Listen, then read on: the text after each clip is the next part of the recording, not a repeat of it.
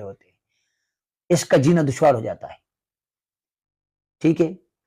اب یہ جو گولی کھائے گا، دوائی کھائے گا، یہ ہر دوائی اس کے لیے ٹینشن ہوگی،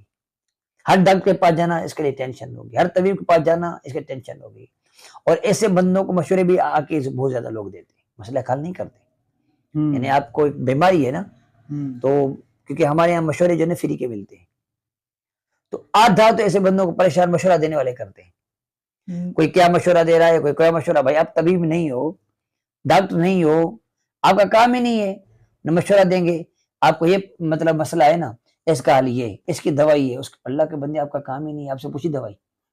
ہر کوئی اپنی تجربہ بتا رہا ہوتا ہے، دیکھو ہر ایک کی طبیعت الگ الگ ہوتی ہے نا،